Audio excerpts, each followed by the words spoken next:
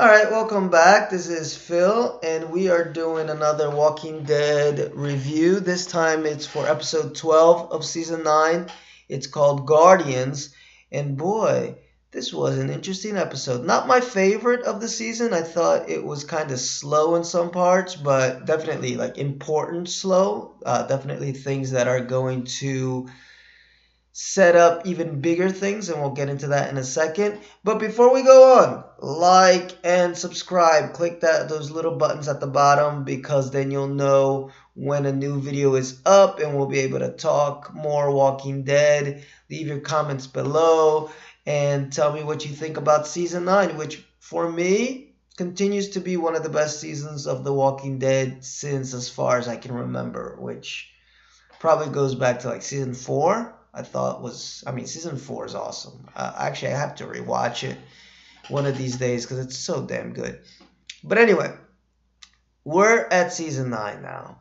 And this episode centers around what happens to Lydia after she goes back to be with her mom and a few other things. So we're going to talk about the few other things first, because the few other things were, for me, it was a little bit boring. I mean, it wasn't the best drama intensity, but important for the story arcs. And mainly it centers around Michonne, which we haven't seen for a little bit, but there she is. And by the way, you all know that Michonne is leaving Dani, right? She's leaving The Walking Dead. I don't know if it's at the end of this season or at the end of season 10. I wasn't quite sure how to read that, if she was leaving for season 10 or whatever. But so far, she's doing all right. We still haven't found out what it is that got her so screwed up in the head after Rick left, but she still is pretty hardcore as far as just not wanting to be in touch with anybody or anything. She's very, very much concerned with the safety of Alexandria after her run-in with the Whispers. So that's what we get. We get Michonne's arc.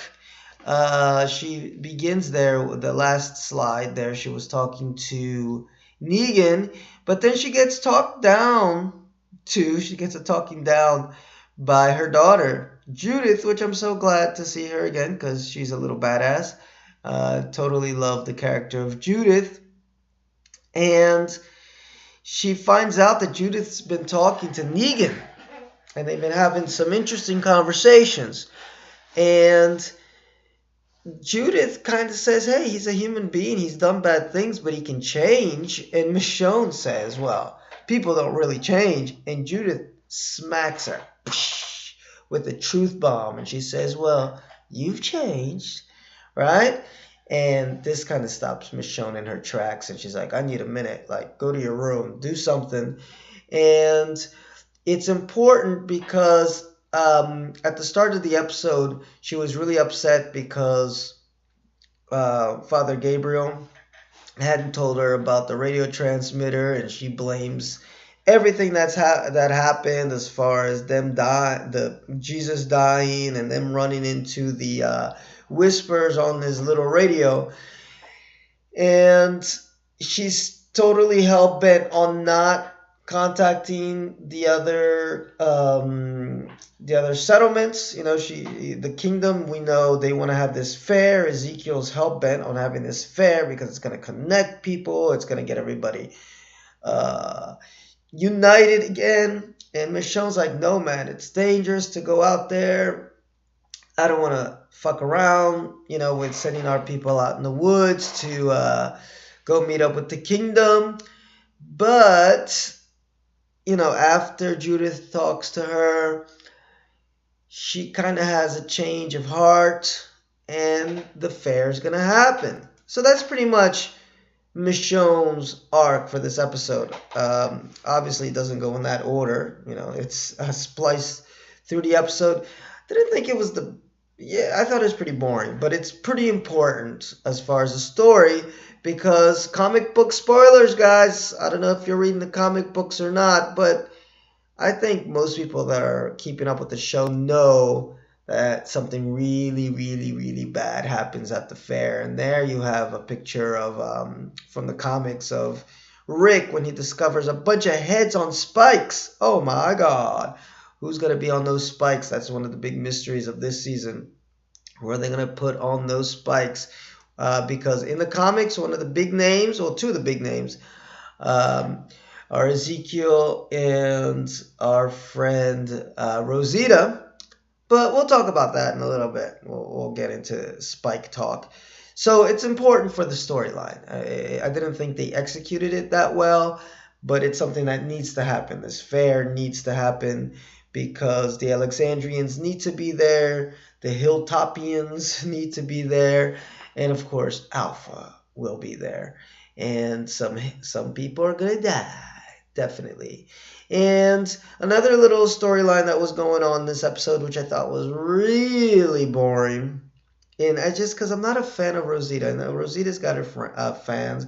Not a huge fan of Father Gabriel. Um, his character's been better this season, but I think he's a little bit too naive for the zombie apocalypse. But Lydia did it with Sadiq, but she's in love with Gabriel, which is a little shift from the comic book where it's a Sadiq, Rosita, and our friend Eugene. They make that love triangle, but I don't know. I mean, I just don't care. One thing that does make this important for the comic book is that when Rosita dies, it's even more impactful because she was pregnant. So I don't know if they'll go there. I've been rewatching Game of Thrones with my little bro because he's never seen it, and they definitely did it in the Red Wedding. Somebody got killed that was very much pregnant. So, but that's Game of Thrones. They're way more intense than The Walking Dead. Although The Walking Dead this season has shown that it can get intense. So we shall see, guys. I don't know. Will Rosita get her head on a spike? I think she will. Usually, when a character kind of resolves themselves on The Walking Dead, that's been a harbinger of bad stuff that's going to happen. Some people commented about that from last week's episode when Ezekiel just seemed way too happy. It was kind of like he was writing his own fate. When you're way too happy on The Walking Dead, bad things usually happen to you. So we shall see. Who knows? Who knows? But it was totally boring. The real meat of this episode, the good parts, which were the bulk parts of the episode, is what happens. Lydia's back with Alpha. We see back there Beta right behind Alpha walking there in the grass. And this interplay between the two, was Alpha, did she go back really for her daughter? Did she go back to get information? She's trying not to show her daughter that she really loves her because, this is the end of the world, and loving people and taking care of people, that makes you weak. So Alpha is kind of playing these two roles, which is straight out of the comics. So I get it. But, she goes back. Of course, Henry tries to save her, but he gets caught. And there's Beta catching him right before he catches him. And, Henry continues to be just, Carl 2.0.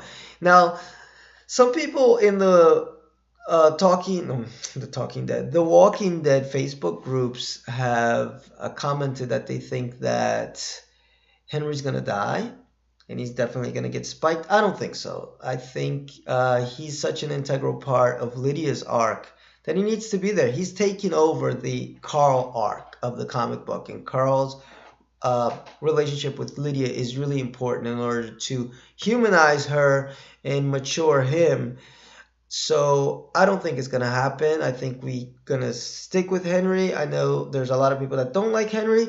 For me, I like him better than Carl. I think he plays the dumb hormone influenced, the hormone guided teenager way better than Carl. Carl for me was just way too emo all the time, always just doing dumb stuff. But it didn't feel like it was because he was after some pussy, right?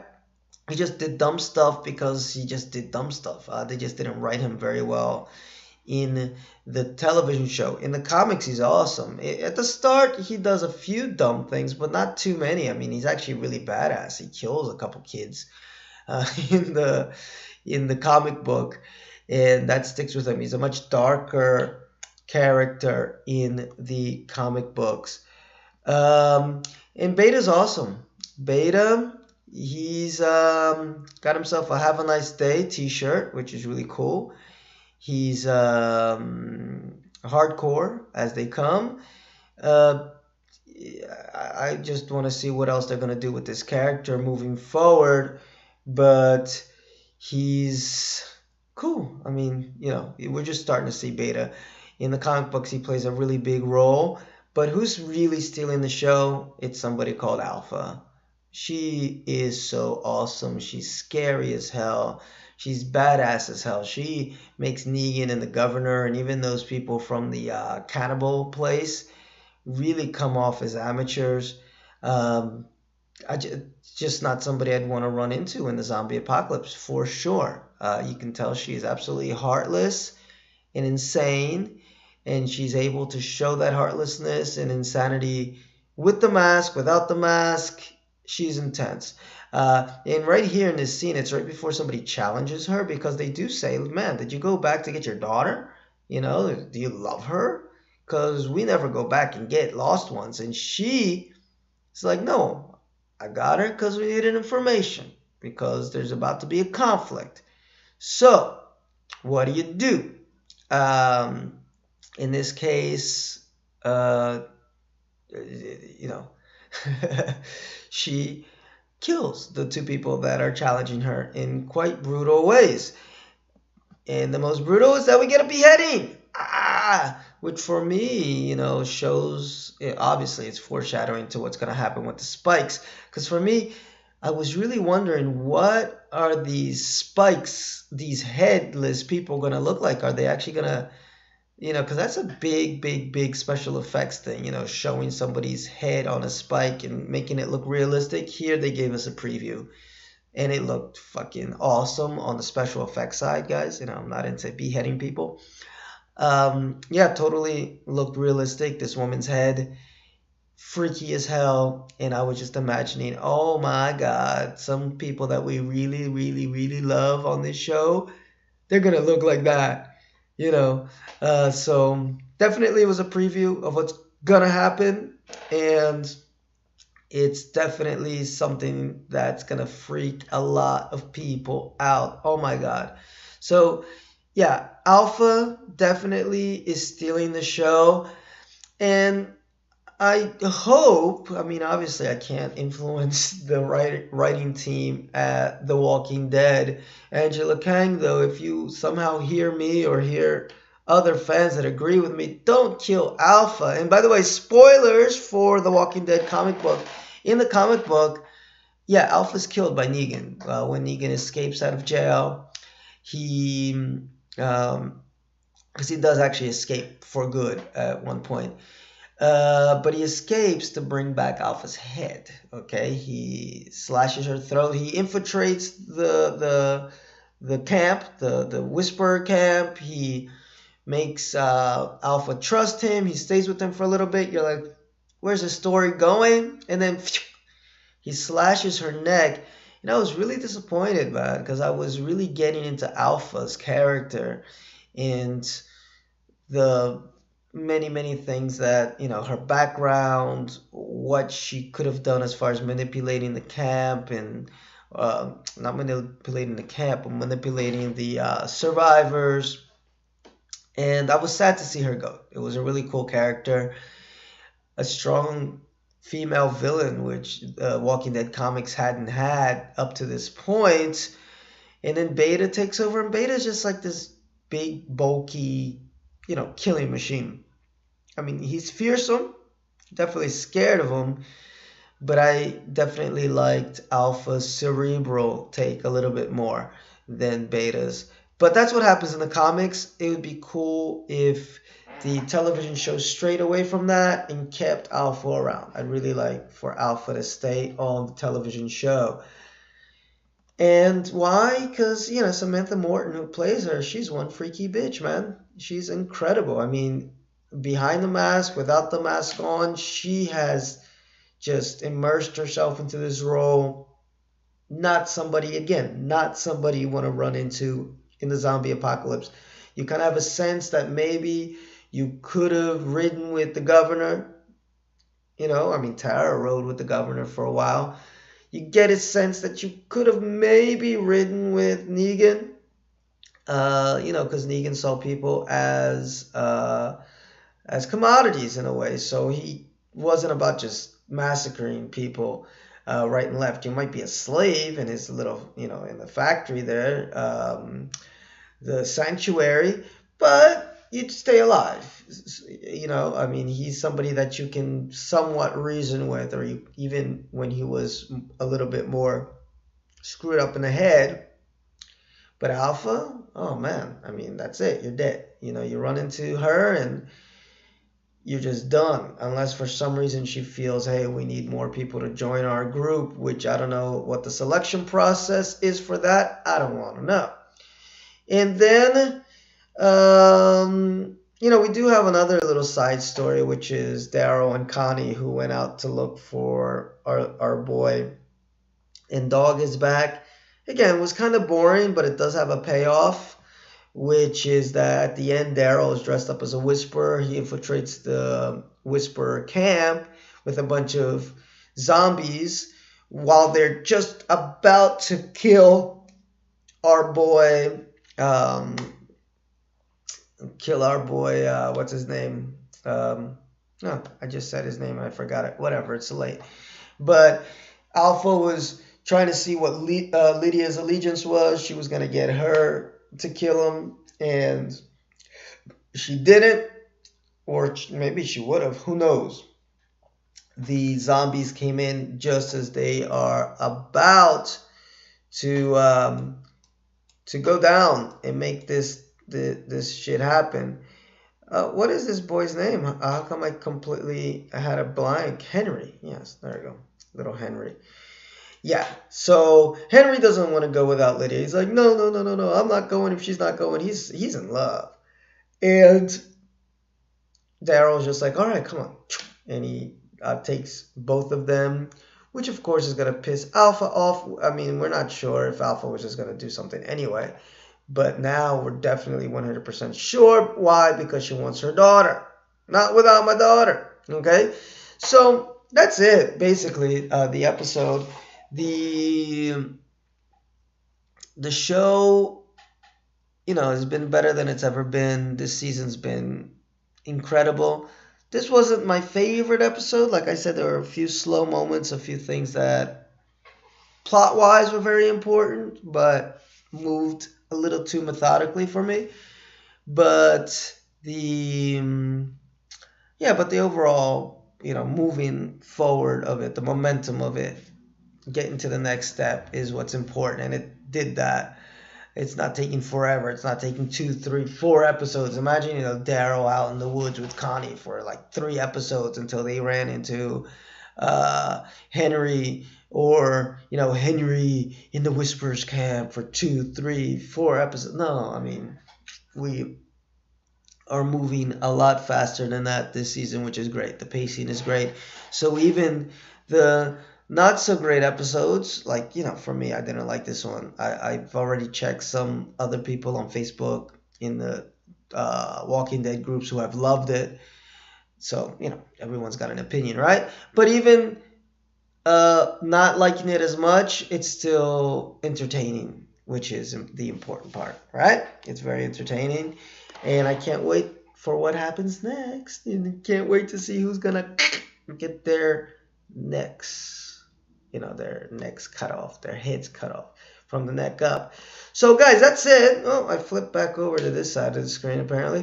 And, this is the Season 9 promo, and, there's only 1/3 of that cast still on the show. I wish they would do a second half promo. Or if they do, guys, share a link with me. because I haven't been able to find a good one. But thanks for watching. Don't forget to like and subscribe. I do this just out of love for the show, and I hope to connect with you guys. You leave me a lot of cool comments on Facebook. Not as much on the YouTube page, so leave some comments on there. I like to talk to you guys. Yeah, it can be positive, negative, whatever. I don't care. And that's it. Have a good night. Look at us. 20 minutes. That's a good time. Bye-bye.